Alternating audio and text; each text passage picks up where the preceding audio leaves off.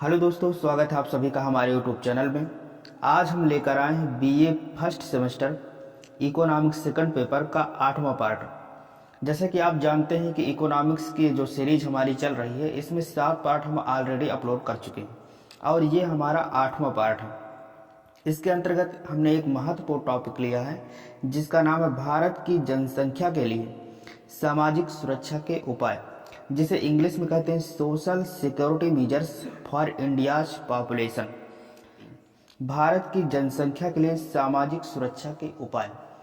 Economics में ये भी एक महत्वपूर्ण टॉपिक होना चाहिए, क्योंकि जब देश के लोग, समाज के लोग सुरक्षित महसूस करेंगे, जब उन्हें ये लगेगा कि हमारा वातावरण अब भय मुक्त है, अर्थात सरकार हमें सुरक्षा दे रही है, तो वे निर्भीक होकर अपना काम करेंगे और देश के आर्थिक विकास में सहयोग देंगे। तो इसीलिए भारत की जनसंख्या के लिए सामाजिक सुरक्षा के उपाय की ज़रूरत पड़ी। अब चलिए हम देख लेते हैं कि इस टॉपिक से किन किन महत्वपूर्ण प्रश्नों को हमने चुना है और किस प्रकार के प्रश्न आपके एग्जाम में पूछे जा रहे हैं, उन पर एक नज़र डाल लेते हैं। महत्वपूर्ण प्रश्न, इम्पॉर्टेंट क्वेश्चंस। पहला प्रश्न है, सामाजिक सुरक्षा क्या है? भारत में सामाजिक सुरक्षा की आवश्यकता क्यों है, स्पष्ट कीजिए। ये प्रश्न आपके एग्जाम में 2018, 20, 21, 22 में पूछा गया है।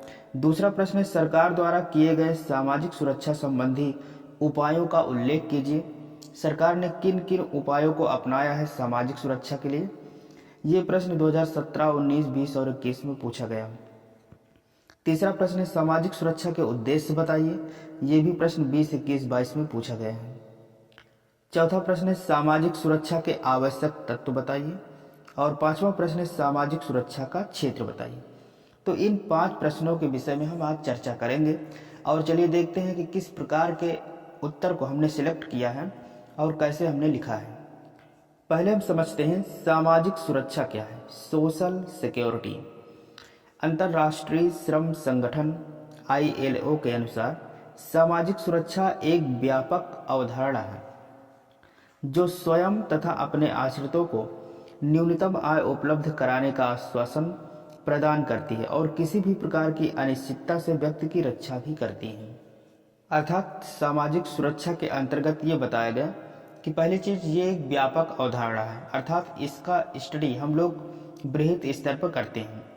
ये बताता है कि जो हमारे आश्रित हैं, जो श्रमिक हैं, उनको एक न्यूनतम आय जरूर दिया जाएगा और अगर उनके साथ कोई घटना होती है तो उससे भी उनकी रक्षा का उपाय किया जाएगा। अमेरिकन विश्व कोश के अनुसार इन्होंने बताया है कि सामाजिक सुरक्षा कुछ उन विशेष सरकारी योजनाओं की ओर संकेत करती है जिनका प्रारंभिक लक्ष्य सभी परिवारों को कम से कम जीवन निर्वाह के साधन और शिक्षा तथा चिकित्सा की व्यवस्था करके दरिद्रता से मुक्ति दिलाना होता है। ये बता रहे हैं कि सामाजिक सुरक्षा कुछ उन विशेष सरकारी योजनाओं की ओर संकेत करती है जिसका लक्ष्य होता है कि सभी परिवार को कम से कम ज़्यादा नहीं तो जीवन निर्वाह के साधन, शिक्षा तथा चिकित्सा की व्यवस्था करके उन्हें दरिद्रता से मुक्ति दिलाएं। ये अमेरिकन विश्व कोश ने अपने अनुसार परिभाषित किया है। अब हम देखते हैं कि सामाजिक सुरक्षा की आवश्यकता क्यों है। सामाजिक सुरक्षा की आवश्यकता है इसलिए क्योंकि कुछ पॉइंट को हम देखते हैं। जैसे पहला पॉइंट है कि भारत एक विशाल असंगठित क्षेत्र है। असंगठित क्षेत्र और संगठित क्षेत्र, इसकी स्टडी हम इससे पहले वाले वीडियोज में कर चुके हैं। असंगठित क्षेत्र का मतलब है एक ऐसे क्षेत्र में जो वर्कर काम करते हैं जिनके लिए कोई बॉन्डिंग नहीं है, चाहे जितना उनसे काम करवाया जाए, चाहे जो पैसा दिया जाए, कोई बॉन्डिंग नहीं, कोई पूछने वाला नहीं है, तो उस क्षेत्र को हम लोग कहते हैं असंगठित क्षेत्र। संगठित क्षेत्र का मतलब होता है जहां सरकार ये बांड लगा देती है कि 8 घंटे से ज़्यादा काम नहीं लिया जाएगा और इससे कम एक निश्चित दर निर्धारित कर देती है कि इससे कम उनको वेतन नहीं दिया जाएगा, तो संगठित क्षेत्र है। और अनेक सुरक्षा के उपाय भी होते हैं जैसे कि चिकित्सा बीमा और अन्य बीमा, लेकिन अगर देखा जाए तो भारत की एक विशाल जनसंख्या असंगठित क्षेत्र के अंतर्गत आती है, जहां कोई सुरक्षा नहीं। जब कोई सुरक्षा नहीं होती तो लोगों में एक भय व्याप्त होता है, तो रिस्की काम करने से डरते हैं। तो उस उद्देश्य से भी हमें सामाजिक सुरक्षा के उपाय की आवश्यकता पड़ी। अगर देखा जाए तो देश की अर्थव्यवस्था में 50% से अधिक का योगदान करने वाले लोग असंगठित क्षेत्र से ही आते हैं। और टोटल कार्यबल देखा जाए, टोटल श्रमिकों को देखा जाए तो उसमें 80% लोग ऐसे हैं जो असंगठित क्षेत्र में काम करते हैं। और भारत का असंगठित क्षेत्र विशेष रूप से ग्रामीण आबादी से बना है, और इसमें अधिकांशतः वे लोग आते हैं जो गांव में परंपरागत कार्य करते हैं। गांव में परंपरागत कार्य करने वालों के अलावा भूमिहीन किसान और छोटे किसान भी इसी श्रेणी में आते हैं। शहरों में ये लोग अधिकतर खुदरा कारोबार, थोक कारोबार, विनिर्माण उद्योग, परिवहन, भंडारण और निर्माण उद्योग में काम करते हैं। इसमें से अधिकतर ऐसे लोग हैं जो फसल की बुवाई और कटाई के समय गांव में चले जाते हैं और बाकी समय शहरों और महानगरों में काम करने के लिए आजीविका तलाशते हैं। तो इस प्रकार हमने देखा कि भारत एक विशाल असंगठित क्षेत्र है। इस उद्देश्य से भी सामाजिक सुरक्षा की आवश्यकता है। दूसरा पॉइंट है महंगी स्वास्थ्य सेवाएं। हम देख रहे हैं कि हमारे यहाँ स्वास्थ्य सेवाएं काफ़ी महंगी हैं। एक आम आदमी के द्वारा इसका खर्चा वहन करना संभव नहीं है, जिससे ये वर्तमान समय में गरीबी को बढ़ाने वाला एक प्रमुख कारण माना जाता है। क्योंकि जिनकी इनकम कम है, अधिकांश पैसा उनका केवल बीमारियों में ही व्यय हो जाता है, इलाज में ही व्यय हो जाता है। तो इस उद्देश्य से भी सरकार को चाहिए कि उनके इलाज के लिए थोड़ा कुछ न कुछ उपाय करें। इसके साथ ही अभी देखा गया है कि वैश्विक महामारी कोविड-19 ने भी सार्वभौमिक स्वास्थ्य कवरेज प्राप्त करने की दिशा में तेजी से प्रगति करने के लिए राज्य की नीति निर्धारक का ध्यान आकर्षित किया। सार्वभौमिक स्वास्थ्य कवरेज न केवल स्वास्थ्य और कल्याण से संबंधित सतत विकास लक्ष्य को प्राप्त करने के लिए मूलभूत शर्त है, बल्कि ये अन्य लक्ष्य जैसे गरीबी उन्मूलन, गुणवत्तापूर्ण शिक्षा, लैंगिक समानता और महिला सशक्तिकरण, उत्कृष्ट कार्य और आर्थिक वृद्धि, बुनियादी ढांचा, असमानता कम करना, न्याय और शांति आदि के लिए भी आवश्यक है। तो सरकार ने एक सार्वभौमिक स्वास्थ्य कवरेज लागू किया है, जो स्वास्थ्य कल्याण के साथ साथ अनेक क्षेत्रों में भी सहयोग प्रदान करता है, जैसे गरीबी उन्मूलन हो गया, शिक्षा हो गया, लैंगिक समानता हो गई, महिला सशक्तिकरण हो गया। इन सब क्षेत्रों में भी काफ़ी सहयोग करता है। तीसरा पॉइंट है गरीबी का बढ़ता स्तर। भारत में वर्ष 2018 तक लगभग 37.7 करोड़ लोग बहुआयामी गरीबी से ग्रसित थे। वैश्विक महामारी के प्रभाव की अगर बात की जाए तो निश्चित ही इस संख्या में तेजी से वृद्धि हुई होगी। विशेषज्ञों का मत है कि पिछले 10 वर्षों में जितने परिवार गरीबी के दुष्चक्र से बाहर निकले हैं, उतने ही परिवार पुनः गरीबी के दायरे में आ गए हैं। तो गरीबी का बढ़ता स्तर भी एक मुख्य कारण है जिसमें भारत की जनसंख्या को सामाजिक सुरक्षा का उपाय दिया जाना चाहिए। चौथा पॉइंट है बेरोजगारी दर में वृद्धि। लॉकडाउन के कारण विभिन्न कारखाने व छोटे उद्योगों पर नकारात्मक प्रभाव पड़ा। अनेक छोटे छोटे रोजगार बंद हो गए, जिससे अनेक लोग बेरोजगार हो गए, जिससे व्यापक स्तर पर लोगों की आजीविका भी प्रभावित हुई है और बेरोजगारी दर में तीव्र वृद्धि हुई है। अगर हम देखें तो CMIE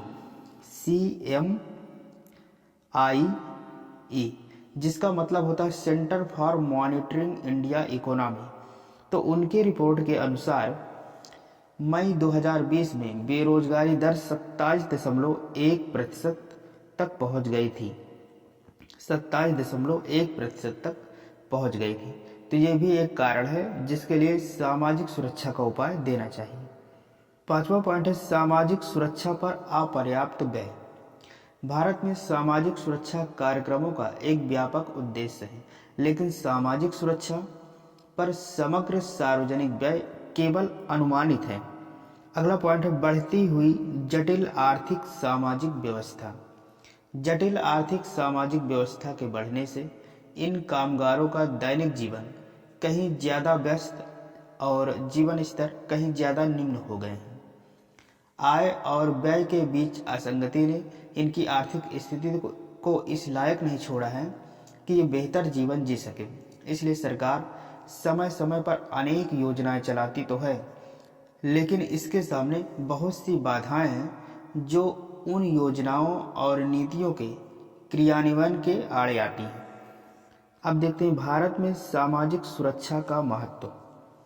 अनेक जोखिमें जैसे सामाजिक जोखिमें, वित्तीय जोखिमें आदि से बचने के लिए सरकार द्वारा अपने संगठित कर्मचारियों के लिए एक सामाजिक सुरक्षा का उपबंध करती है, जिसका निम्न महत्व है। पहला, भारत में सामाजिक सुरक्षा से बीमारियों के दुष्परिणामों से श्रमिक मुक्त हो सकेंगे, जिससे उनकी कार्य क्षमता में वृद्धि हो सकेगी। फलस्वरूप उत्पादन प्रक्रिया में लगातार एवं महत्वपूर्ण वृद्धि होगी। दूसरा पॉइंट है कि सामाजिक सुरक्षा से भारत के निर्धन श्रमिकों को अपना स्तर सुधारने में सहायता प्राप्त होती है, जिससे मजदूरों में समानता के स्तर को ऊपर लाते हुए समाज की मुख्य धारा में जोड़ा जा सकेगा। अर्थात सामाजिक सुरक्षा से भारत के निर्धन श्रमिकों को अपना जीवन स्तर सुधारने में सहायता मिलेगी, जिससे मजदूरों में भी समानता के स्तर को ऊपर लाया जा सकेगा और समाज की मुख्य धारा से जोड़ सकेंगे। तीसरा पॉइंट है कि सामाजिक सुरक्षा से औद्योगिक दुर्घटना में असहाय व्यक्ति को सुरक्षा प्राप्त है। अर्थात उद्योग में काम करते हुए अगर उनके साथ कोई घटना हो जाती है तो उसमें भी सरकार इन्हें सुरक्षा प्रदान करती है। इससे लोगों का उस उद्योग के प्रति विश्वास बना रहता है। चौथा पॉइंट है सामाजिक सुरक्षा से बेकारी के विरुद्ध सुरक्षा की व्यवस्था होने पर बेरोजगारी की अवधि में भी श्रमिक अपना जीवन व्यतीत कर सकेंगे। अर्थात कभी बेकारी आ जाती है और बेरोजगारी की अवधि आ सकती है तो उसमें भी जो श्रमिक हैं अपना जीवन व्यतीत कर सकेंगे। अगला पॉइंट है सामाजिक सुरक्षा की व्यवस्था से अनेक सामाजिक बुराइयां जैसे भिक्षावृत्ति, अपराध, ये सब दूर हो सकेंगे, क्योंकि उनके अंदर फिर भय का माहौल नहीं रहेगा और उन्हें रहेगा कि सरकार हमारी सहायता करेगी। तो जो अपराधी भावनाएं हैं, भिक्षावृत्ति, अपराध, ये सब क्या हो जाएंगे, दूर हो जाएंगे। सरकार द्वारा किए गए सामाजिक सुरक्षा संबंधी उपाय। पहला है कामगार मुआवजा अधिनियम 1923। इसके अंतर्गत कर्मचारियों एवं उनके आश्रितों को सेवा काल के दौरान किसी दुर्घटना में मृत्यु या अपंग होने की स्थिति में मुआवजा देने का प्रावधान है। ये जो नियम है कामगार मुआवजा अधिनियम 1923, इसमें यह है कि अगर कोई कर्मचारी या उनके आश्रित को सेवा काल के दौरान किसी दुर्घटना में मृत्यु हो जाता है या अपंग हो जाता है तो उसमें मुआवजा दिया जाता है।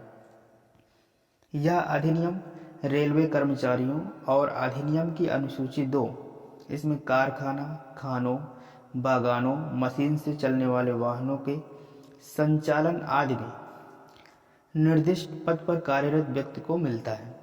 इस अधिनियम में स्थायी या पूर्ण विकलांगता होने पर न्यूनतम मुआवजा राशि 1,40,000 रुपये तथा मृत्यु होने पर 1,20,000 रुपये निर्धारित की गई है। इस अधिनियम को 23 दिसंबर 2009 से कर्मचारी मुआवजा अधिनियम 2009 कर दिया गया है।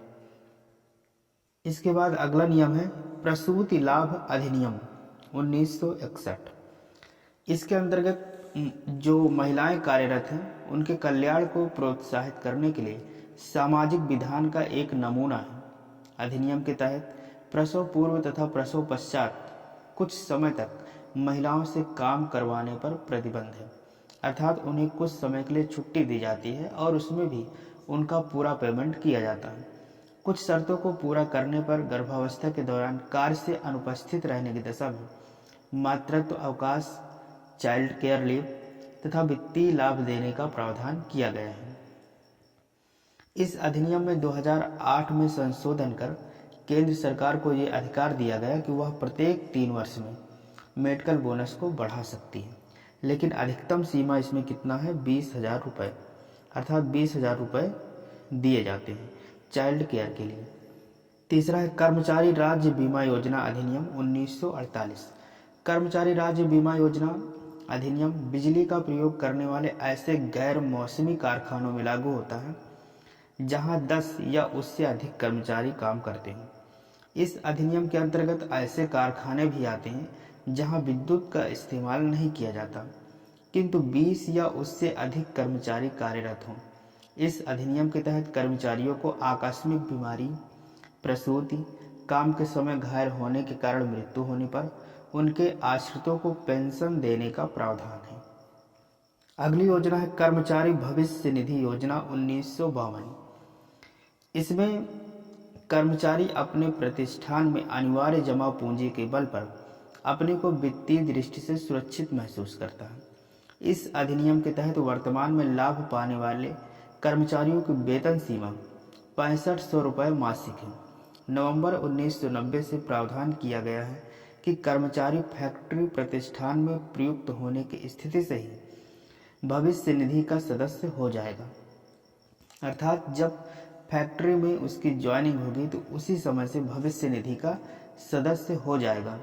वर्तमान में लगभग 700 लाख इसके सदस्य हैं। इसके बाद एक है कर्मचारी पेंशन योजना 1995। कर्मचारी पेंशन योजना का उद्देश्य कर्मचारियों की वृद्धावस्था में आर्थिक रूप से मजबूत बनाना है। 16 नवंबर 1995 से भविष्य निधि कोष की सदस्यता लेने वाले नए सदस्य अनिवार्य रूप से इस योजना के सदस्य बन जाते हैं, लेकिन पेंशन लाभ प्राप्त करने के लिए कम से कम 10 वर्ष की सेवा अवधि होनी चाहिए। इसके अंतर्गत अधिकतम वेतन की राशि 5,000 रुपये से बढ़ाकर 6,500 रुपये तक कर दी गई। अगला कार्यक्रम है महिलाओं के लिए व्यावसायिक प्रशिक्षण कार्यक्रम। राष्ट्रीय व्यावसायिक प्रशिक्षण परिषद ने सामान्य ITI संस्थानों में 30% सीटें महिलाओं के लिए आरक्षित करने की सिफारिश की है। इसके अंतर्गत केंद्र सरकार द्वारा नोएडा में महिलाओं के लिए एक राष्ट्रीय व्यावसायिक प्रशिक्षण संस्थान खोला गया था, क्योंकि जब महिलाओं को व्यावसायिक प्रशिक्षण कार्यक्रम में शामिल किया जाएगा, उन्हें भी ट्रेंड किया जाएगा, उनके अंदर भी रोजगार की स्किल डेवलप की जाएगी, तो वो अपने पैरों पर खड़ी हो सकेंगी और समाज के विकास में सहयोग देंगे। अगली हेडिंग है सामाजिक सुरक्षा के उद्देश्य। व्यक्ति को आकस्मिक घटनाओं से सुरक्षा हेतु सरकार सामाजिक सुरक्षा प्रदान करती है। ये सामाजिक सुरक्षा के उपाय 3 उद्देश्यों की पूर्ति करती हैं। पहला, क्षतिपूर्ति करना, कंपेंसेशन। सामाजिक सुरक्षा के अंतर्गत क्षतिपूर्ति करने का संबंध आय से होता है। किसी श्रमिक की कार्य करते समय मृत्यु होने पर अथवा दुर्घटना होने पर उनके आश्रितों या स्वयं उसके लिए निश्चित रूप से आय प्रदान करना ही इसके अंतर्गत आता है। इसे हम लोग कहते हैं क्षतिपूर्ति करना। जो नुकसान होता है उसकी पूर्ति करना क्या कहलाता है, क्षतिपूर्ति। दूसरा है पुनरुद्धार, रिस्टोरेशन, पुनः उद्धार करना, पुनः निर्माण करना। इसके अंतर्गत व्यक्ति के बीमार होने पर उसका इलाज करवाना, रोजगार देना, ये सब आता है। अर्थात अगर बीमार हो गए तो उसका इलाज करके हम लोग उसको पुनः ठीक कर देते हैं, इसलिए इसको हम कहते हैं पुनरुद्धार। तीसरा है रोक लगाना, प्रिवेंशन। इसमें औद्योगिक बीमारियों, बेरोजगारी, असमर्थता के कारण से उत्पादन क्षमता के नुकसान को रोकने के लिए कदम उठाए गए हैं। इससे समाज का मानसिक और नैतिक कल्याण होता है। अब हम देखते हैं सामाजिक सुरक्षा के आवश्यक तत्व। पहला है अनिच्छापूर्ण घटित होने वाली हानि से सुरक्षा के लिए आय की गारंटी देना।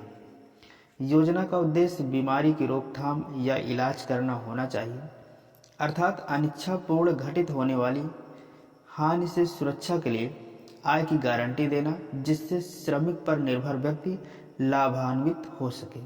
दूसरा, यह प्रणाली एक निश्चित अधिनियम के अंतर्गत लागू की जानी चाहिए, जो व्यक्तिगत अधिकारों तथा उत्तरदायित्वों के प्रति सरकारी, अर्ध सरकारी संस्थाओं और गैर सरकारी संस्थाओं को सामाजिक सुरक्षा सुविधाएं प्रदान करने के लिए बाध्य करे।